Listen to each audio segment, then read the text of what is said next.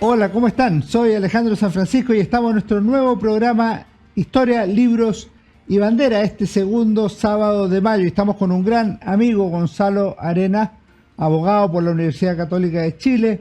Él es también doctor en Historia por la Universidad Autónoma de Madrid y se ha especializado en el pensamiento político portaliano, sobre el cual tiene dos interesantísimos libros, La memoria portaliana y Diego Portales y la tradición política portaliana.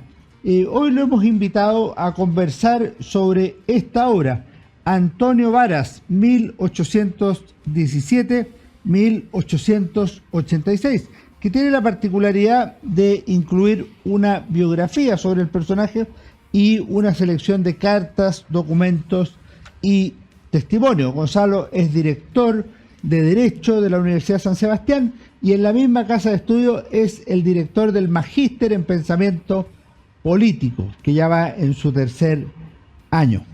Gonzalo, muchas gracias por acompañarnos en Historia, Libros y Bandera. Muchas gracias por la invitación y feliz de poder hablar de una figura tan importante como Antonio Varas.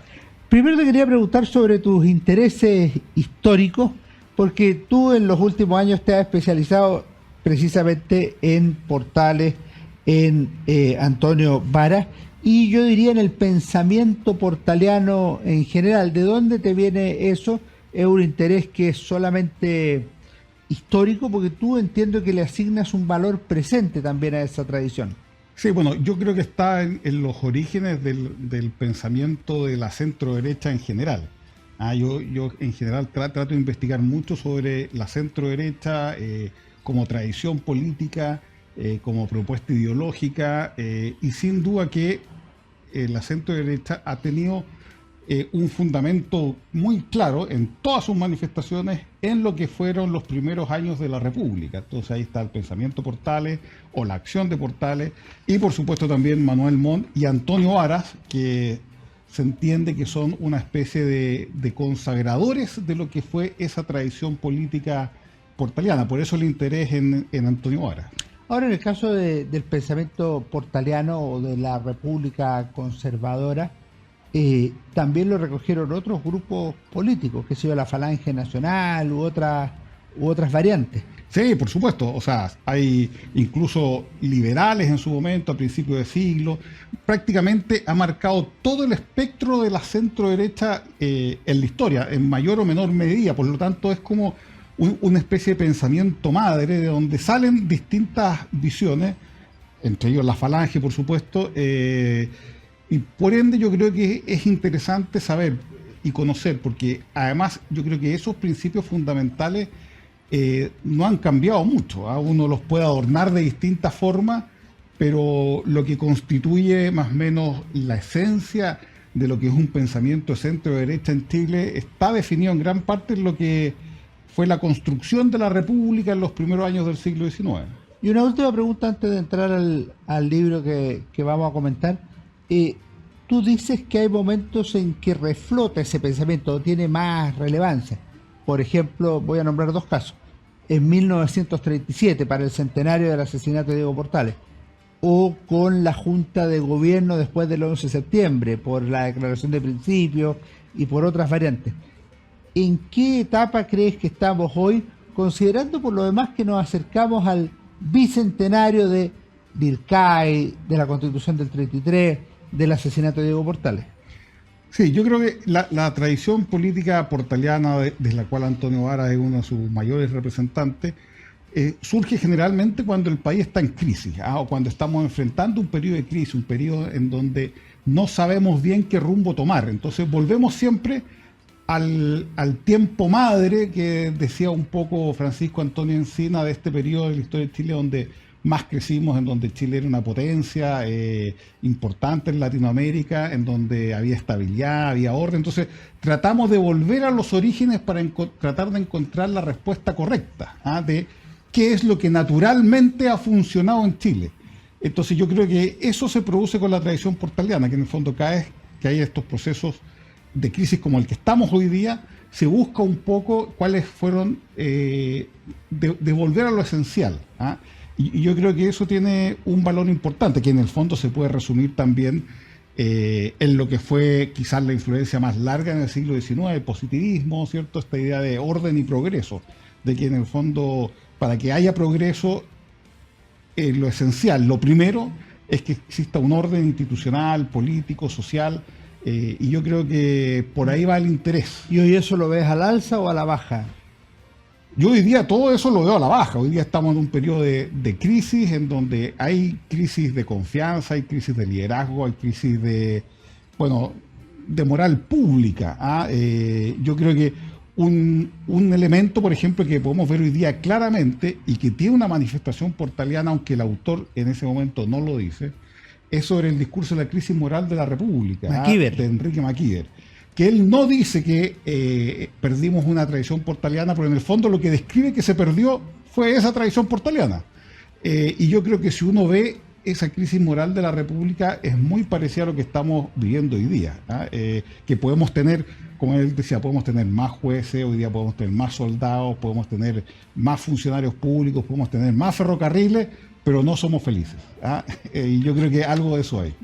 Perfecto. Vamos al libro, Antonio Varas, 1817-1886. Este es un libro publicado por el Instituto Res Publica y la Fundación Manuel Montt. ¿Qué te motivó a la figura de Antonio Varas? Porque de Portales es como obvio. Después viene Manuel Montt, Antonio Varas, pero tú fuiste directo a Varas. ¿Qué es lo que te llamó la atención? Me llamó la atención de que quizás es quien más refleja en su acción política los principios de lo que debería ser un servidor público según la visión de Portales.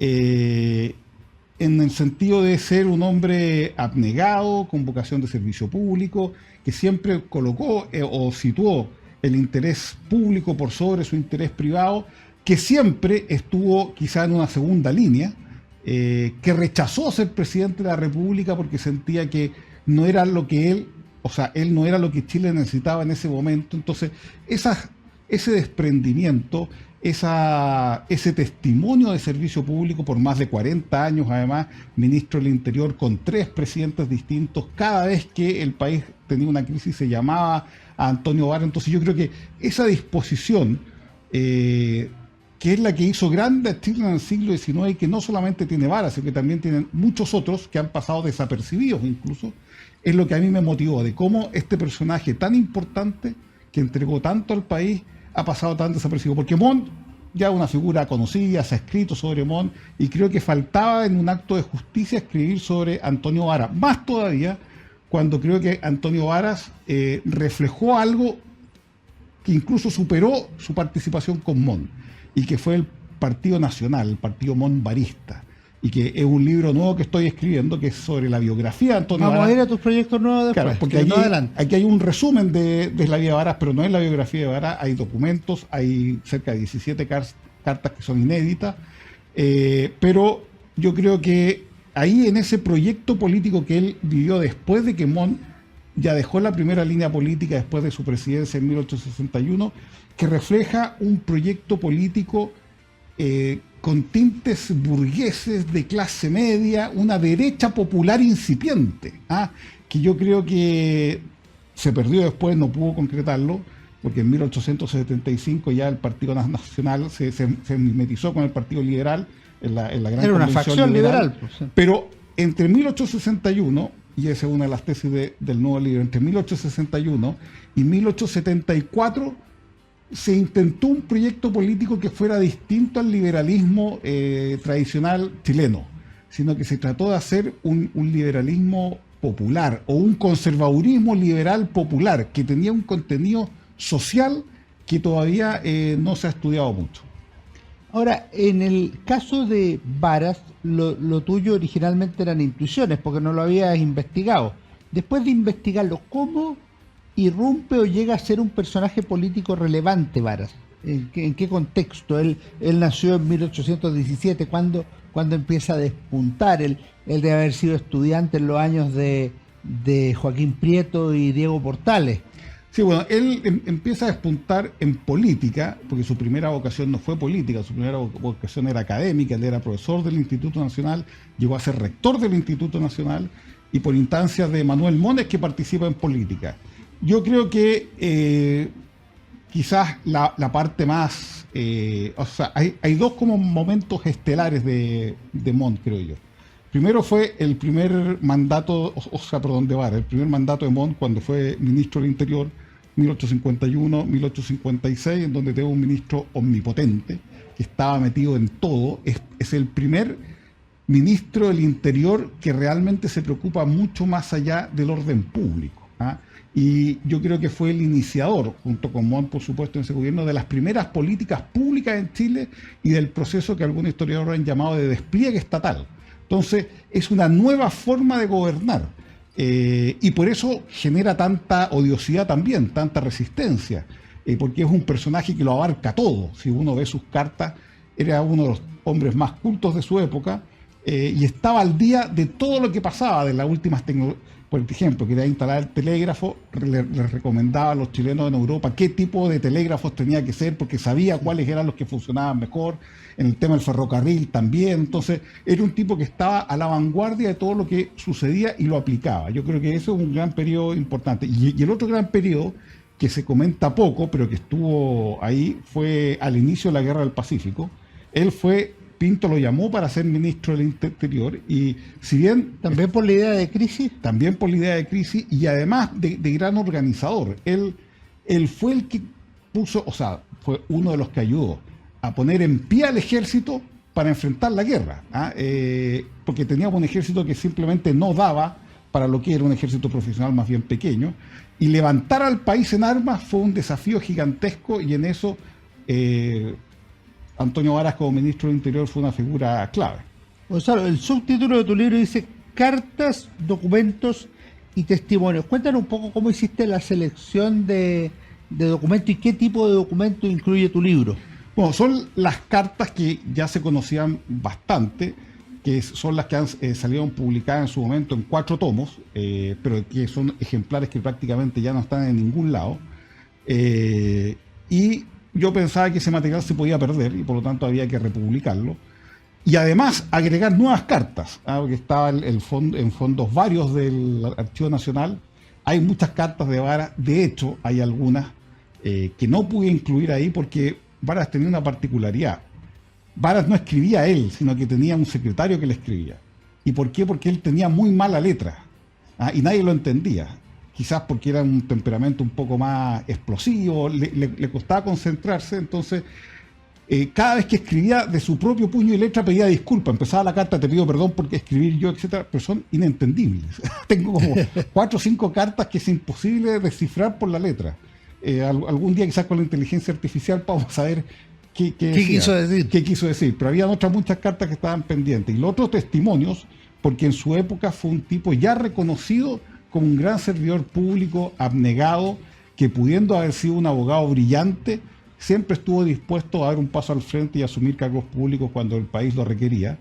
Y además, documentos, porque tuvo la gracia también Varas de, en esta segunda línea que siempre estaba, de participar en casi todas las grandes discusiones del país en el siglo XIX. O sea, siempre uno ve los listados de los asistentes, por ejemplo, de quienes opinaban, Varas, un nombre que se repite, o sea, siempre estuvo disponible, y es un rasgo muy portaliano, a participar, aunque él no iba a ser el líder, aunque él no se iba a llevar la publicidad, aunque él no se iba a llevar los aplausos, pero siempre estaba ahí cuando se necesitaba, y por lo tanto yo creo que ese también son el tipo de servidores públicos que hoy día ya no se ven, esos que están dispuestos a hacer la pega, que nadie hace, que no tiene luces, que no tiene aplausos, pero que es fundamental.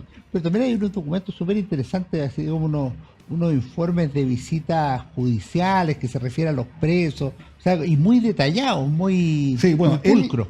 Él en su momento fue nombrado visitador judicial de la República, que él fue el primero que tuvo ese cargo, que era en el fondo recorrer los tribunales para ver si estaban funcionando bien. Y son 3 informes muy entretenidos, en donde él hace una descripción detallada de cómo funcionaba cada uno de los tribunales, las penas que imponían, trataba de darles consejo a los jueces de cómo ordenar las carpetas, los archivos, incluso en un momento llega a decir que las cárceles en realidad estaban en muy mal estado, y todavía no sé si él lo dibujó o pidió que su hija mandó un diseño de cómo debería ser una cárcel. Entonces, un tipo que sabía muy bien las cosas que se necesitaban. Además, también fue visitador educacional, porque mientras estaba haciendo la visita judicial le encargaron que fuera a ver algunos liceos, y él revisaba los profesores, los conocimientos, de qué ramos deberían impartirse, qué no. O sea, un tipo que, bueno, también le pidieron que hiciera un informe sobre la Araucanía, y que es bien notable porque es un informe muy maduro para un diputado que en esa época debe haber tenido 30 años, y que no conocía especialmente la Araucanía, pero sí se interiorizó mucho, estudió mucho, y hasta el día de hoy, si uno pudiese decir cuáles son las grandes soluciones para el tema, por ejemplo, el tema mapuche en la Araucanía, bueno, en el informe de Vara se pueden encontrar muchas soluciones y consejos muy sabios. Hasta la actualidad. Gonzalo, vamos a hacer un pequeño alto y seguimos conversando sobre tu libro Antonio Varas, 1817-1886, que además tiene la particularidad de tener cartas, documentos y testimonios. Nos vemos en unos segundos. La Universidad San Sebastián presenta los tomos 7, 8 y 9 de la colección Historia de Chile 1960-2010. Es una obra que nos ayudará a conocer y a comprender las últimas 5 décadas del Bicentenario de Chile. Lo puedes encontrar en las mejores librerías del país y en buscalibre.cl. Historia de Chile 1960-2010. Volvemos a conversar con Gonzalo Arenas sobre su libro Antonio Varas, publicado por el Instituto Res Pública y la Fundación Manuel Montt. Gonzalo, te quería preguntar por una cosa que de repente tú has puesto en Instagram y te he escuchado en otras ocasiones. El programa político de Varas. Tú dices, mira, aquí hay un programa político para la República. Y son 2 o 3 líneas. ¿Qué decía ese programa? Sí, bueno, es bien notable, efectivamente, es bien breve, pero a él cuando asumió el Ministerio del Interior en 1851, él tenía uno de sus desafíos era reagrupar a los parlamentarios a favor del gobierno porque el Congreso se estaba oponiendo a Bulnes. Entonces le manda una carta a los diputados amigos, que él llamaba, para que fueran a las sesiones, para hacer mayoría, etcétera.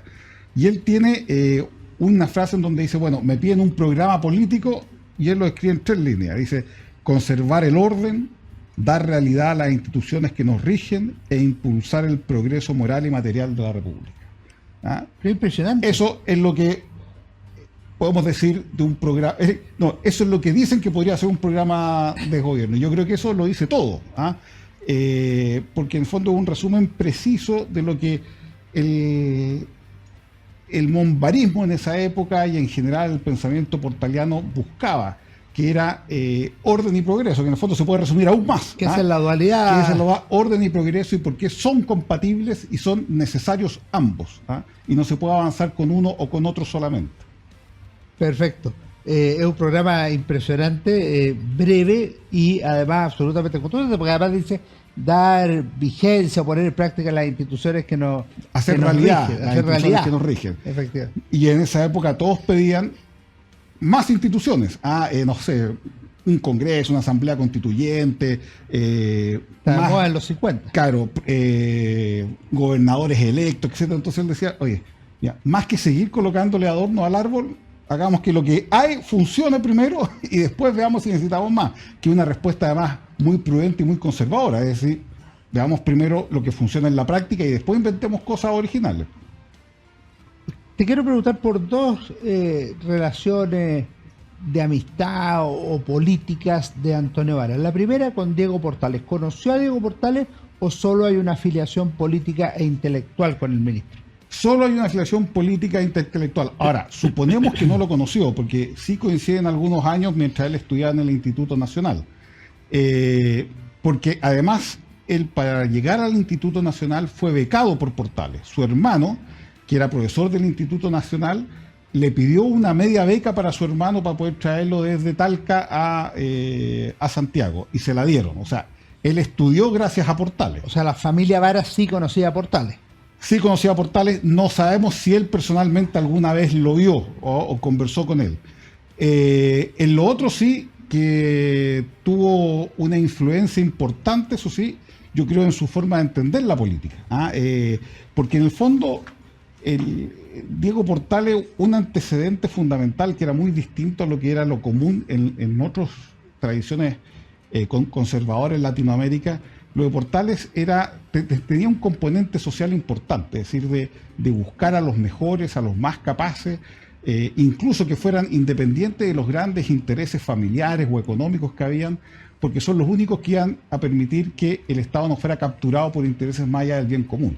Y Antonio Vara es como el prototipo del funcionario público, creo yo, que imaginó Diego Portales, él y Montt, en el sentido de que fueran personas capaces, brillantes, con puro mérito y con esa pasión por el bien público a prueba de todo. La segunda relación es muy obvia, Montt-Varas. Si uno lo mira políticamente, existe el montvarismo. Si uno va al centro entre los tribunales de justicia y el ex Congreso Nacional, está la famosa estatua de Montt-Varas. Este es una relación clave durante el gobierno de Montt, pero el gobierno de Montt-Varas.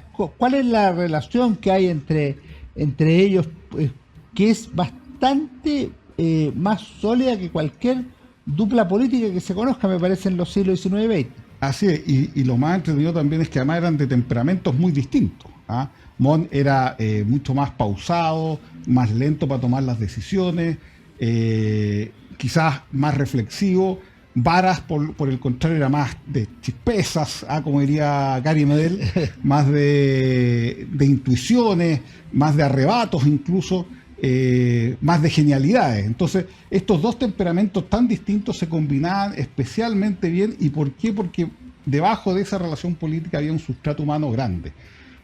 Montt fue muy amigo del hermano mayor de Antonio Varas, que era profesor en el instituto. Él murió muy joven y Antonio Varas, que tenía 14 años cuando murió su hermano, su única opción era devolverse a Talca porque no tenía cómo poder sustentar su mantención en el Instituto Nacional. Entonces ahí Montt organizó un grupo de profesores porque vieron que este joven era muy brillante y entre ellos hacían una mesada todas las semanas para que Varas se pudiera mantener estudiando acá.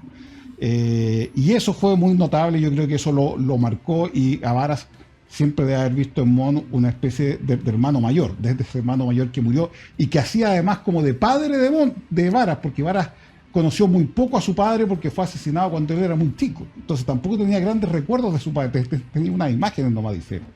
Entonces yo creo que ahí se armó un tema importante, y además porque tenían esa afinidad de ser de provincia, de no tener muchos contactos aristocráticos en Santiago, ni mucho menos, pero sí sentir una pasión por la cosa pública importante, y eso se dio a tal nivel que incluso los testimonios dicen que cuando ya Montt está bastante mayor y no podía ir al Congreso, etcétera, Varas pasaba por su casa para leerle las sesiones o para leerle la prensa, o sea, siempre se mantuvo una amistad a prueba de todo, y muy generosa entre ellos también, así que yo creo que es un bonito ejemplo de amistad y también de éxito y habilidad política.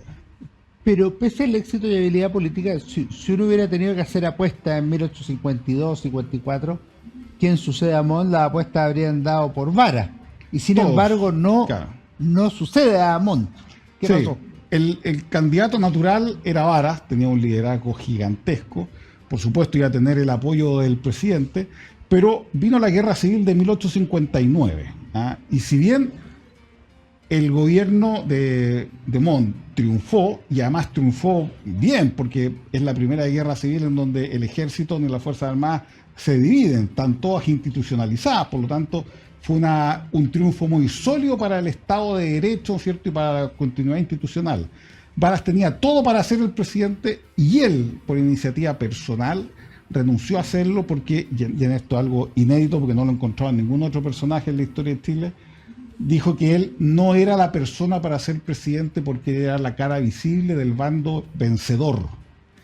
Y si queríamos tener estabilidad y no volver a la guerra civil, teníamos que tener a alguien que fuera un nombre de consenso. Y él mismo pensó, ¿no es cierto?, en la figura de José Joaquín Pérez, que era un tipo que podía ser un liderazgo mucho más pacífico y más tranquilo para la etapa que venía. Entonces, es muy contraintuitivo eso, porque efectivamente los vencedores, Jorge Montt, Ibáñez, Pinochet son los que asumen los cargos de Son gobierno. los que asumen, así es, pues. Y por eso es tan especial, es decir, yo no soy la persona que Chile necesita en estos momentos. Y yo creo que es un acto de generosidad, de visión de Estado, que muy pocos han tenido en la historia de Chile, sino él o Portales, porque Portales fue el otro que dijo, después de vencer, que no quería ser presidente y se fue a su casa. O sea, yo son los dos únicos casos que conozco. ¿Cómo era políticamente Varas? Pues yo por lo menos lo que veo es que se niega a ser catalogado de manera fácil. No es liberal, pero sí es. No es conservador, pero sí es. Es nacional, que es una forma distinta, pero tradicional de ver la política como una facción portaliana. ¿Dónde situarías tú políticamente a Varas? Yo, si uno tuviese que buscar quizás una fuente europea, uno podría ver bien que es un liberal doctrinario, del tipo de Guizot. De hecho, eran muy lectores de Guizot, él con Montt. Y en su época también en todo el sector nacional o monbarista, Guizot era un referente. Y Guizot tiene la gracia además que escribió mucho. Entonces, y tenía ese tema que yo creo que es la verdadera como ideología de Vara, de cómo hacer que los principios liberales sean capaces de construir un país y no solo destruirlo como se conocía hasta antes, ¿no es cierto?, por el ejemplo típico de la Revolución Francesa.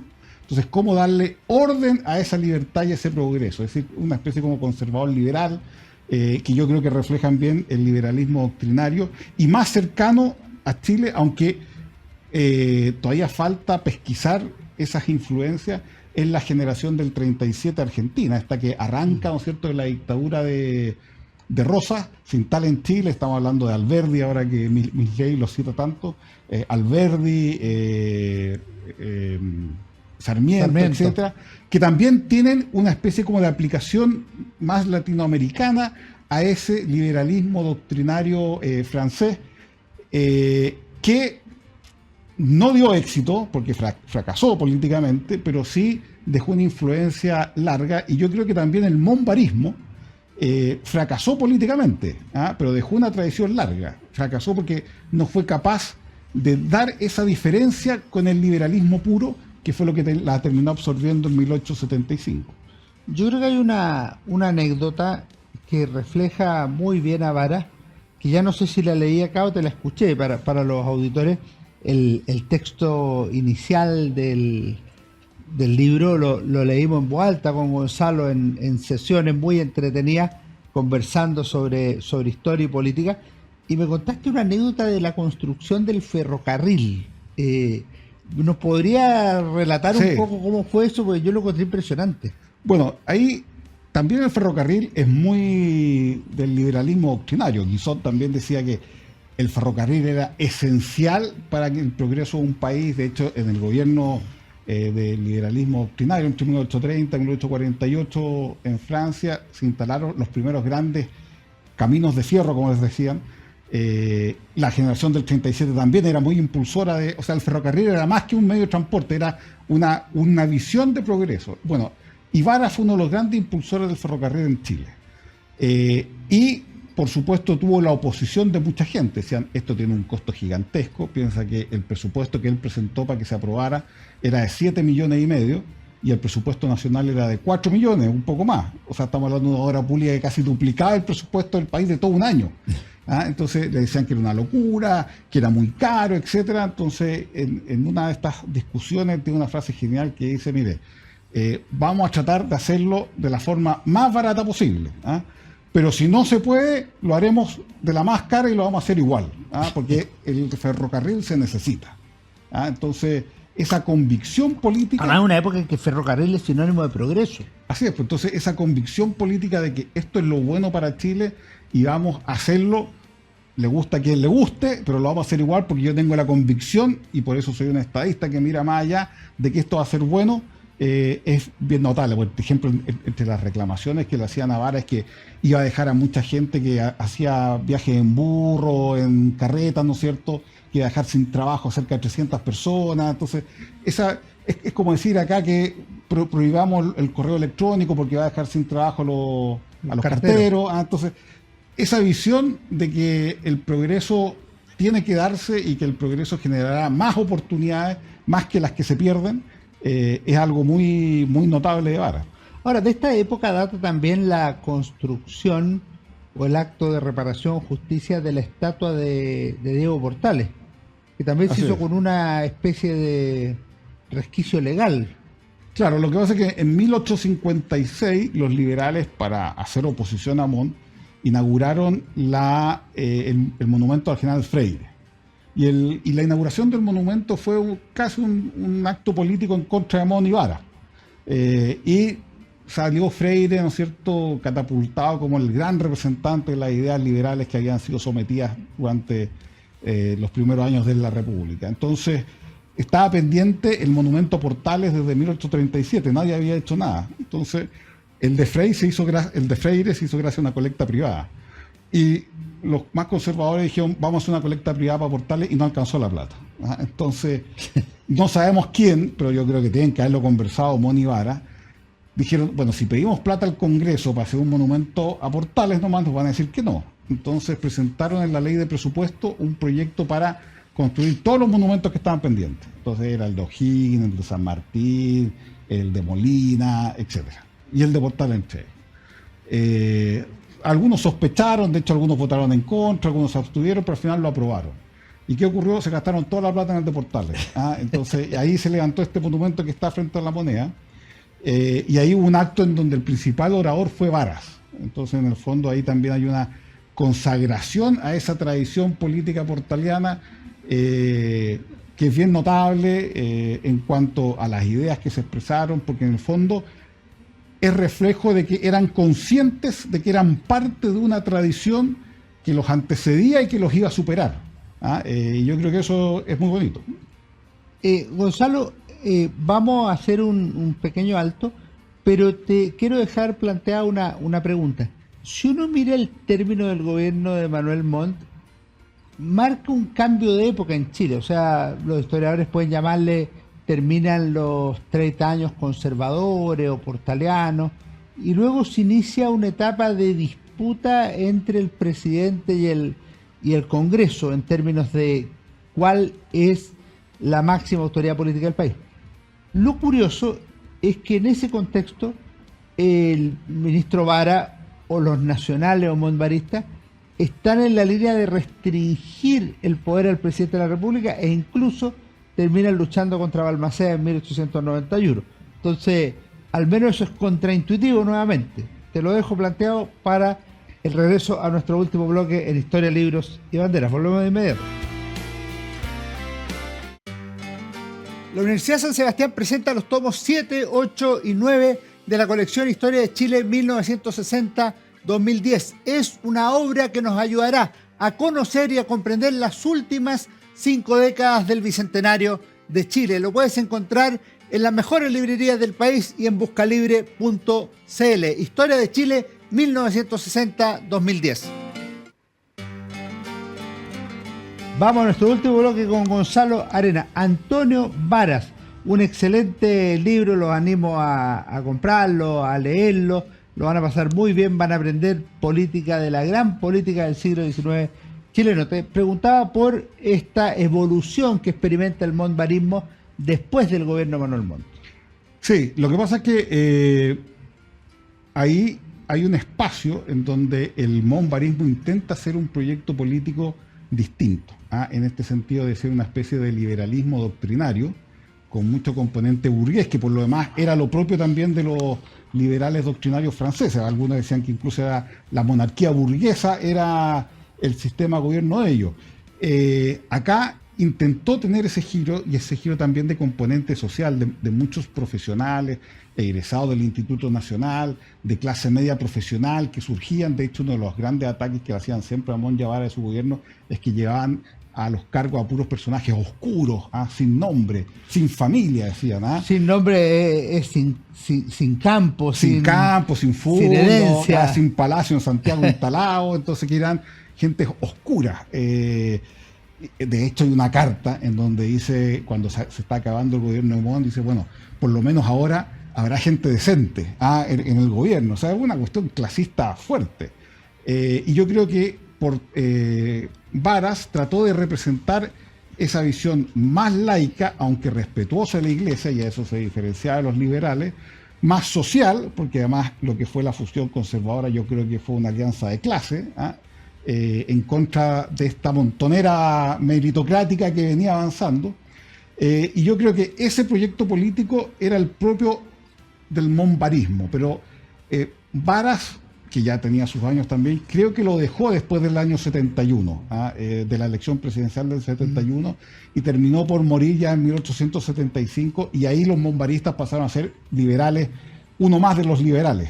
Y yo creo que por eso se da esa contradicción, porque yo creo que el Partido Nacional, que va más allá de 1875, ya no es el monbarismo que se imaginó Mon o se imaginó Varas, aunque Varas sigue participando, sigue siendo o sintiéndose militante del partido monbarista y nacional, pero yo creo que ya no se siente el protagonista. Entonces yo creo que participa, pero ya desde un punto de vista más alejado. Yo creo que las riendas políticas del partido ya las llevaban otros. No, pues está Agustín Edwards, Pedro Montt y Exacto, otros. Varios más.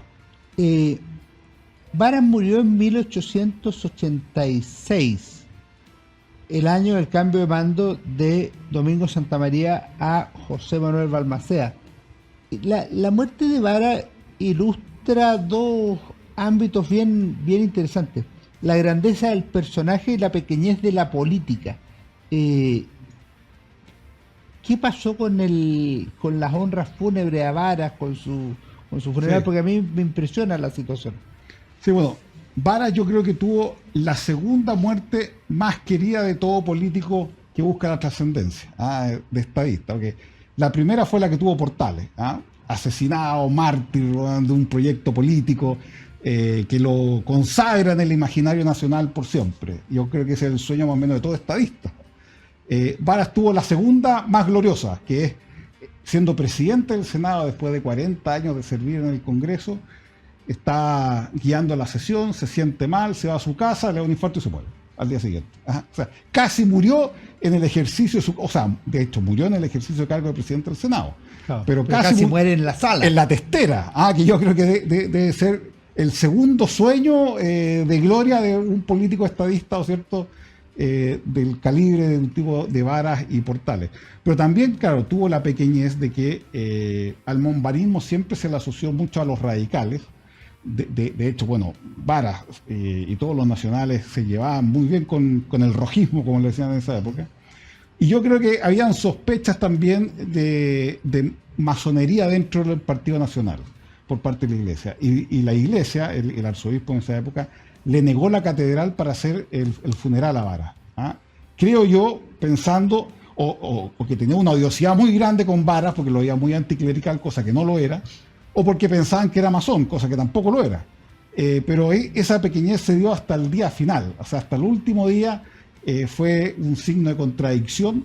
Y yo creo que, bueno, que es la muerte que tienen casi todos los líderes. Los líderes no son tipos aplaudidos por todos, sino que son tipos amados y odiados al mismo tiempo. Además tuvo mala suerte desde el punto de vista cronológico, porque eran años muy duros. El 83-84 se aprobaron las leyes laicistas o secularizadoras, entonces había un ambiente más tenso. Había un ambiente más tenso y por eso le negaron la catedral. Y hay una carta en donde uno de los hijos de Varas le dice al presidente que no se preocupe, que ellos lo van a hacer en otro lugar, etcétera, y así todo fue multitudinario, se llenó, están las descripciones en los periódicos de cómo fue, y fue un acto republicano en grande. De haber sido uno de los grandes funerales republicanos junto con el de Portales anteriormente. Y después, ¿cómo se retoma la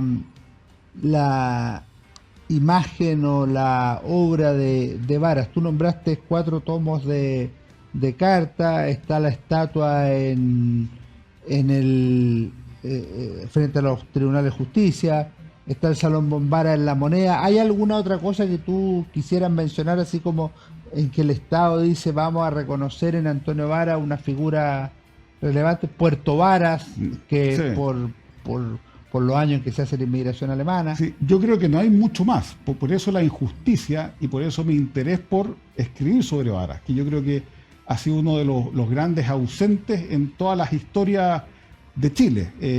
Y yo creo que eso fue una injusticia. ¿Y eso es ignorancia o es porque ya a esta altura no le tienen ni buena ni mala, sino que hay un olvido? Es que yo creo que la historia se centra más a través de los personajes que han sido presidentes. Varas no fue presidente, yo creo que eso lo marcó.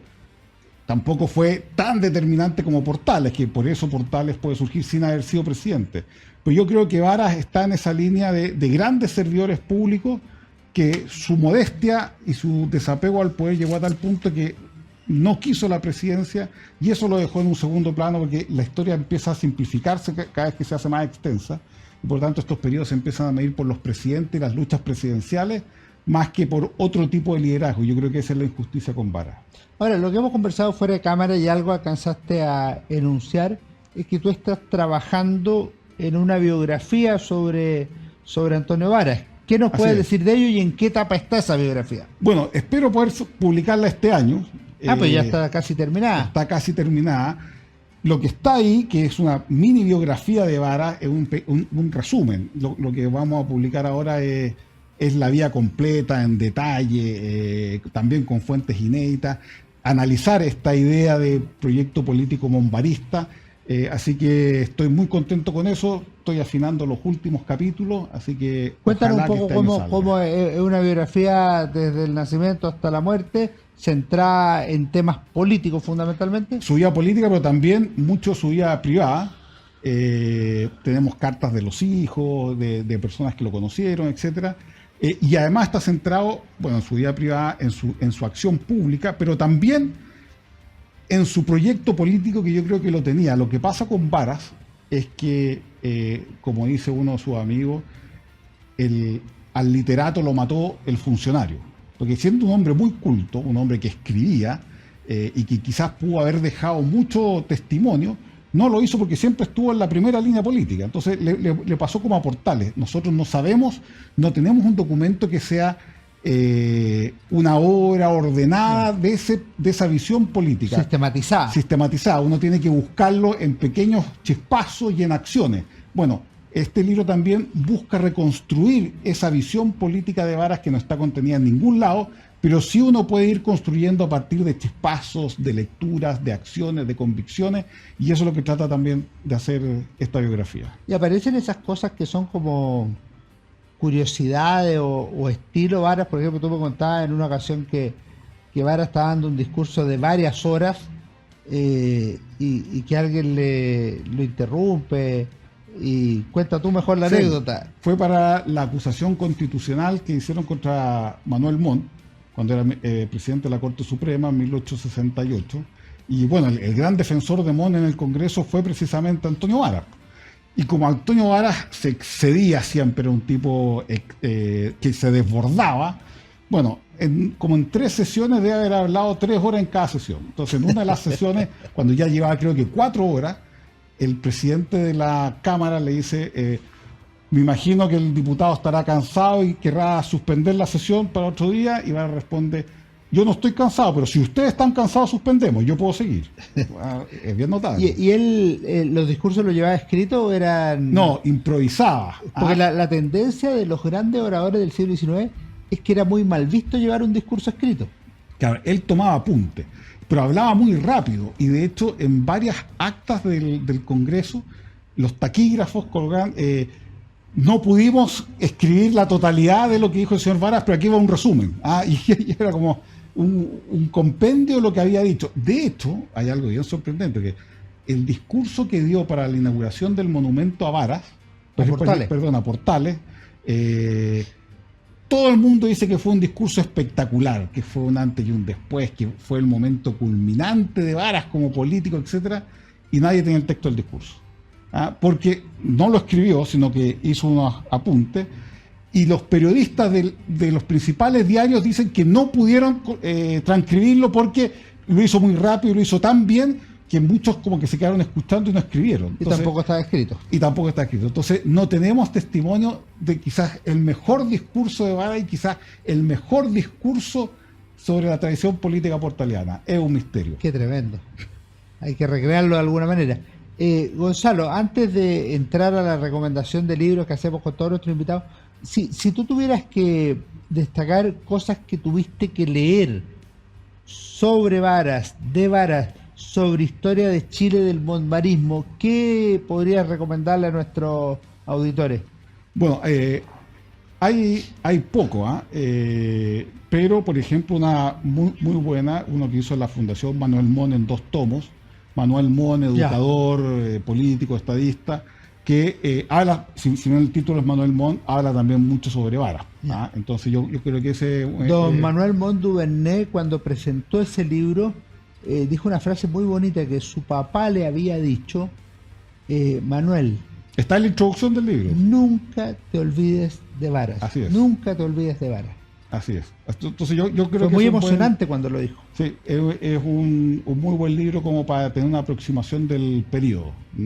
Ya. Y en cuanto a recomendar libros, a mí siempre se me olvidan los títulos, o se me olvida el título o se me olvida el autor. Estamos hablando de Varas todavía. No, estamos hablando de la recomendación del libro. Seguimos con Varas. Llegamos, ya. ¿Algún discurso, texto de Varas o carta, algo que tú digas, mira, si el que no se puede leer este libro, vaya directo ¿a qué?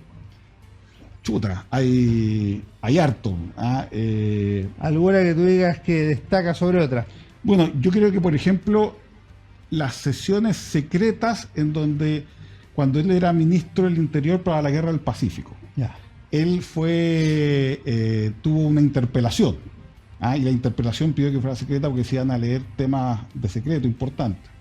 Y ahí es bien sintomático, porque uno dice, hoy día la política que está tan mala, es pequeña, etcétera. Bueno, si uno lee bien esos textos, Varas le está diciendo que cómo pueden ser tan miserables, Tan pequeños, que estamos peleando por la sobrevivencia, y me llaman a interpelarme de por qué no les avisamos que el Huáscar estaba aquí, o que la Esmeralda iba a ir para allá, o que el general iba a mandar. Entonces, en el fondo, es todo un reto hacia el Congreso decirle, estamos en guerra, tenemos que remar todos para el mismo lado. Yo no debería estar acá, yo debería estar viendo cómo ganamos la guerra, pero bueno, esto es la democracia y lo voy a hacer igual. Yo creo que es bien interesante esos discursos. Vamos a la recomendación de libro ahora. ¿Qué libro nos recomiendas a mí, a los auditores? Bueno, ahí yo tengo siempre el problema, que me acuerdo solo del título o me acuerdo solo del autor. A ver, veamos. Hay un problema, pero estoy leyendo uno ahora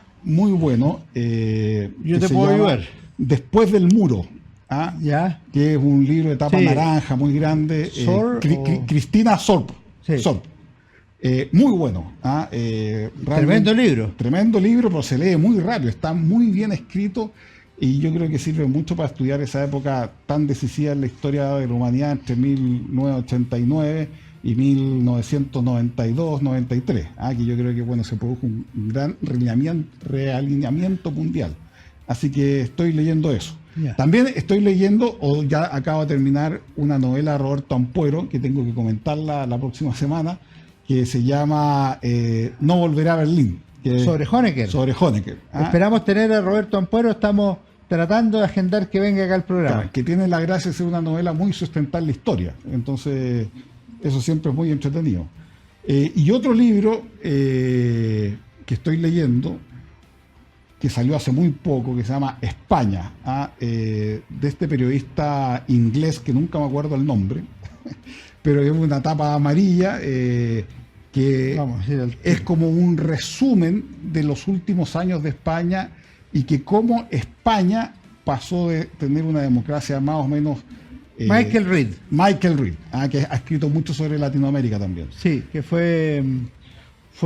me parece el que continente olvidado tiene otro. Me parece que fue el corresponsal de un medio británico en España durante muchos años. Muchos años, conoce mucho España, y él da una descripción bastante didáctica sobre la evolución política de España, de cómo España pasó a ser un país de gran crecimiento después de Franco, en donde tuvo una transición exitosa, en donde la calidad de vida aumentó mucho, etcétera, y cuando se perdió esa unidad y terminó en un sistema que está hoy día, que él lo ve como una crisis, fragmentado, ¿no es cierto? ¿Suena parecido a un país más cercano a eso? Es casi leer la historia de Chile, si uno le cambia los nombres, queda prácticamente igual. Entonces, yo creo que es muy interesante por eso. 3 recomendaciones entonces, después del muro, No volveré a Berlín y España, de Michael Reed. Muchas gracias, Gonzalo, por habernos acompañado en Historia, Libro y Bandera, y te dejamos comprometidos para fin de año, comienzos del próximo año, con tu biografía de Antonio Varas, que esperamos termine muy bien. Biografía política e intelectual. Perfecto. Te esperamos entonces. Gracias. Muchas gracias. Ustedes no se vayan, viene mi recomendación de libro como cada semana.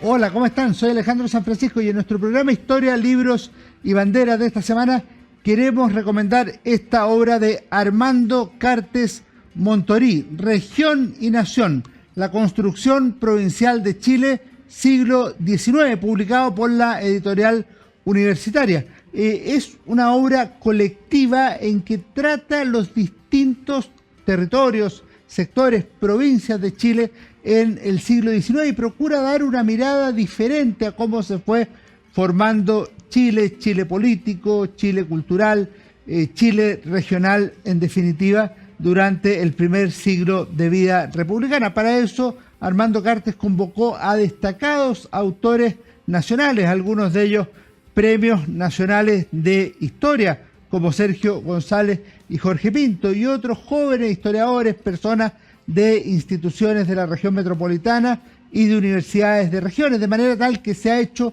un trabajo colectivo de primer nivel. Región y Nación tiene la particularidad de mirar la historia de manera distinta y por eso es un aporte historiográfico relevante que vale la pena leer, de Armando Cartes Montorí, la recomendación de esta semana en Historia, Libros y Banderas. Nos vemos.